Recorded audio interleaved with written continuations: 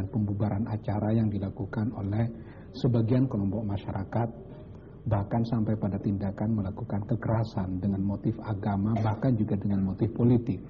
Ini saya kira sangat memprihatinkan terhadap kondisi bangsa kita secara keseluruhan.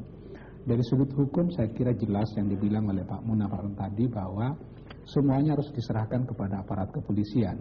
Siapa yang melakukan pembubaran, yang melakukan kesalahan di situ, saya kira harus clear-cut betul, diteliti, dilihat dari jarak yang persis oleh aparat kepolisian sendiri. Dan sekalipun misalnya ada masalah menyangkut perizinan, menyangkut tata cara penyelenggaraan acara, saya kira juga ormas-ormas keislaman ini tidak punya hak apapun untuk melakukan pembubaran paksa terhadap sebuah acara yang diselenggarakan oleh masyarakat yang lain. Yang punya otoritas untuk membubarkan sebuah acara itu hanya aparat kepolisian.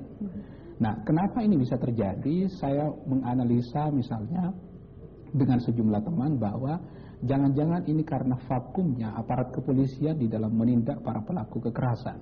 Artinya kalau polisi bersifat tegas di dalam menyelesaikan persoalan seperti ini, maka kehadiran FPI menjadi tidak relevan sebenarnya. Begitu? Iya.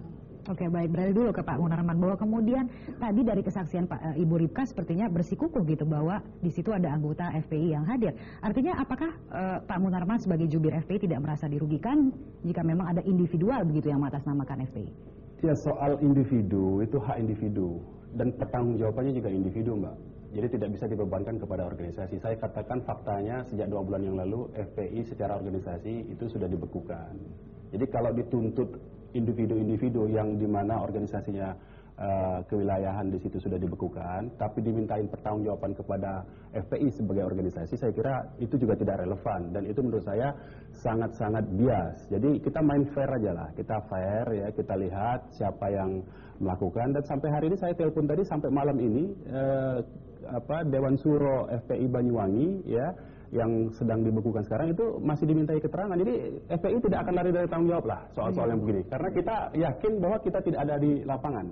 Perlu diketahui bahwa Dewan Suro FPI ini pada hari H maupun sebelum hari H, 1 hari sebelum hari H dan hari H-nya sendiri itu tidak berada di Banyuwangi.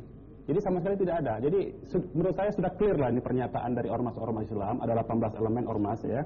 Ini membuat pernyataan. Saya kira ini sudah tidak bisa lagi dibebankan kepada FPI. Dan menurut saya kita juga harus clear, harus fair bahwa FPI tidak bisa dimintai pertanggungjawaban dalam soal ini. Tidak ada masalah.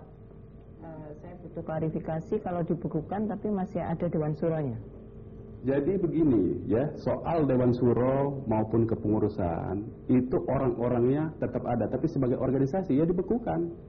Anda sebagai dalam manajemen organisasi modern mengertilah apa yang disebut dengan dibekukan.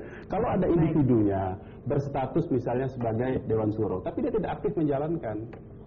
Apalagi saya katakan tadi tidak ada di tempat. Jadi kan itu tidak menjamin bahwa ada saja mungkin individual yang akhirnya bertindak. Makanya saya katakan kalau individual, pertanggungjawabannya individual. Kita bicara hukum ya. Pertanggungjawabannya individual seperti itu, apakah kemudian misalnya dari pengurus organisasi ya? Pengurus. Saya kira memang dalam kasus FPI ini kan harus dilihat durasi dan intensitas kekerasan yang telah dilakukan oleh FPI.